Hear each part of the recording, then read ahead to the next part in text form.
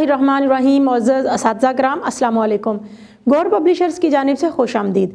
हमारा स्लोगन है redefining the geography of education through digital resources for conceptual learning. मेरा नाम साजिदा नूर है।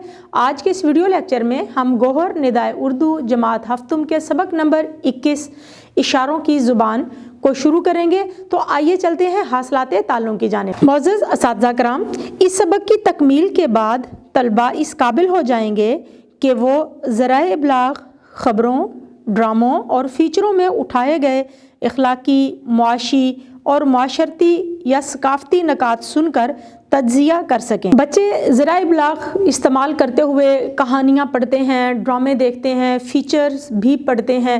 उनमें मुख्तलिफ़ किस्म के जो मुआशी, माशरती, सकाफ़ती या इखलाकी नकात बयान किए जाते हैं उनको वो समझ सकें, उनका तज्ज़िया कर सकें, उनके बारे में अपने जो मुशाहदात हैं उनके साथ उनका तज्ज़िया करें कि क्या वाकई जो चीज़ वो पढ़ रहे हैं उनके इर्द गिर्द, उनके मुआशरा में भी ये सारी चीज़ें मौजूद हैं या नहीं, और अगर हैं तो इसकी क्या वजूहात है और इनके क्या असबाब हैं, इनको ख़त्म करने के लिए वो क्या किरदार अदा कर सकते हैं।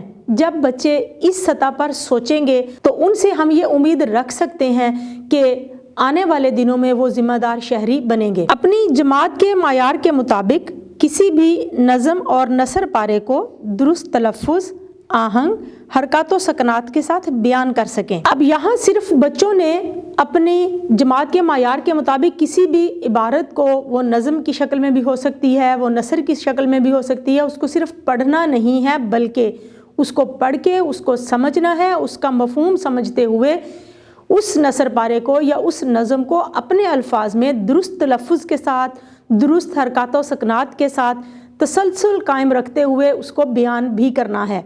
यानी कि बच्चों के अंदर इतना एतमाद होना चाहिए कि वो जो कुछ पढ़ें उसको वो बयान करने के काबिल भी हो सकें। ये सारी चीज़ें आती हैं मश्क से, और इस बात पर हमने सबसे ज़्यादा ज़ोर दिया है कि जितनी ज़्यादा आप बच्चों को मश्क करवाएंगे उतना ही उनका एतमाद बहाल होगा, वो कॉन्फिडेंट होंगे। जब भी कभी उनके साथ किसी भी मौजू पर बात करने के लिए आप उन्हें कहेंगे तो वो हर मौजू पर बातचीत करने के काबिल हो सकेंगे। इस मकसद के लिए हमने कमरा जमात में मुख्तलिफ़ किस्म की सरगर्मियाँ तरतीब देनी हैं। ये मकसद हासिल करने के लिए बच्चों को कोई भी इबारत पढ़ने के लिए दें, उसके बाद बच्चों से बारी बारी पूछें कि इस इबारत में क्या बयान किया गया है, कौन कौन से तसव्वुरात बयान किए गए हैं, कौन सी मालूमात हैं जो आपने इस इबारत से हासिल की हैं, और फिर उसका तज्ज़िया भी करें। तो इस तरह से बच्चों की सोचने समझने की जो सलाहियत है वो भी बेहतर होगी, और इसके साथ साथ उनकी बातचीत करने की सलाहियत जो है उसमें भी निखार आएगा। रोज़मर्रा मुहावरों, कहावतों, ज़रबुल इमसाल का मफ़हूम समझते हुए इबारत पढ़ सकें। बच्चे जब भी कोई कहानी पढ़ते हैं, कोई इबारत पढ़ते हैं तो उसके अंदर रोज़मर्रा के अल्फाज का इस्तेमाल होता है, मुहावरात, कहावतों और ज़रबुल इमसाल का इस्तेमाल होता है। तो सबसे पहले बच्चों को ये पता होना चाहिए कि रोज़मर्रा से क्या मुराद है। रोज़मर्रा से मुराद अल्फाज का वो मजमुआ है जिनको उनके हकीकी मानी में इस्तेमाल करते हैं। मिसाल के तौर पर आए दिन तुम्हारे यही बहाने होते हैं, तो आए दिन का यहाँ पर मतलब है आए रोज़, यानी कि हर वक्त, हर रोज़।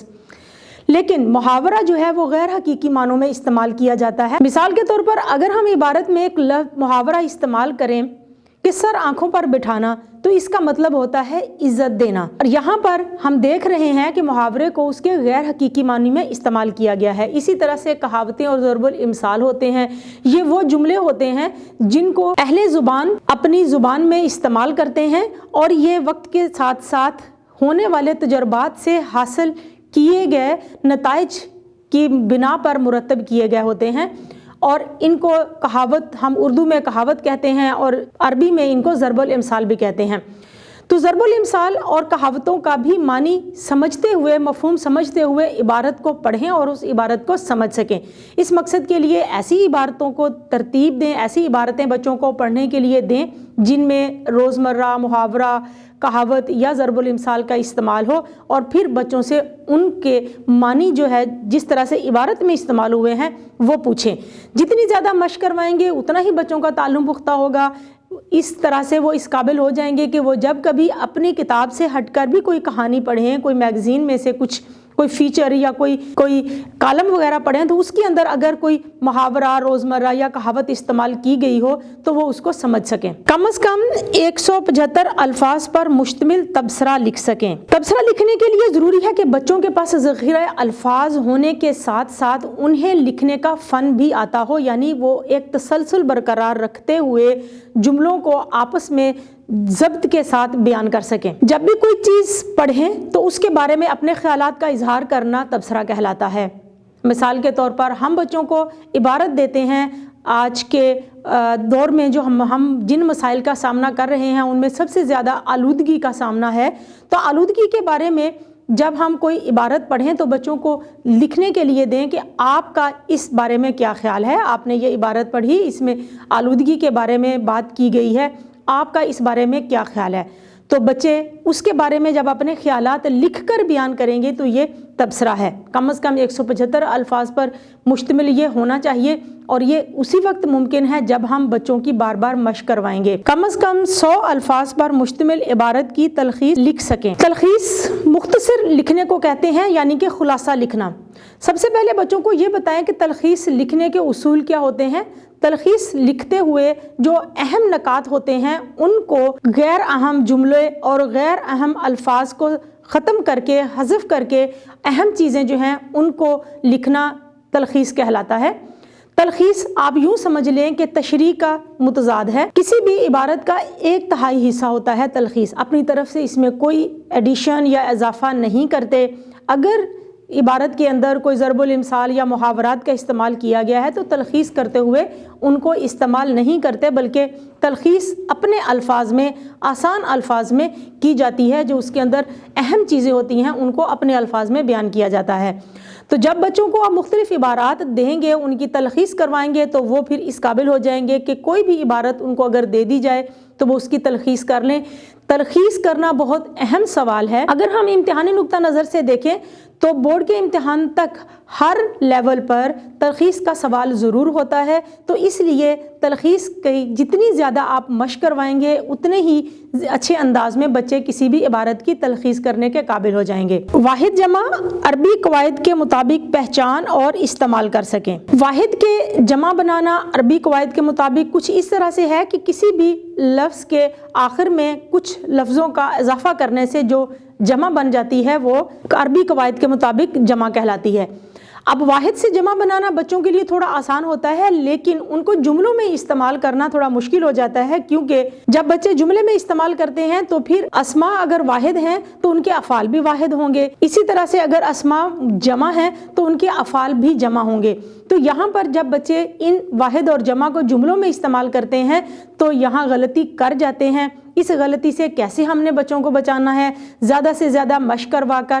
ہمارے سبق کی مشق میں بھی ایک سرگرمی دی گئی ہے جس میں مختلف الفاظ کے واحد کے جمع جو ہیں وہ بنانے ہیں، لیکن اس سے ہٹ کر بھی آپ واحد جمع کی ایک فہرست ترتیب دیں۔ بچوں کو واحد سے جمع بنانا اور جمع سے واحد بنانا سکھائیں اور پھر ان کا جملوں میں استعمال کرنا بھی سکھائیں۔ اسماء و افعال کی عبارت میں تذکیر و تانیث کر سکیں۔ تذکیر و تانیث سے مراد ہے مذکر اور مؤنث۔ اسماء اور افعال کی جملوں میں جب تذکیر و تانیث کی جاتی ہے تو بچے پھر یہاں پر غلطی کر دیتے ہیں۔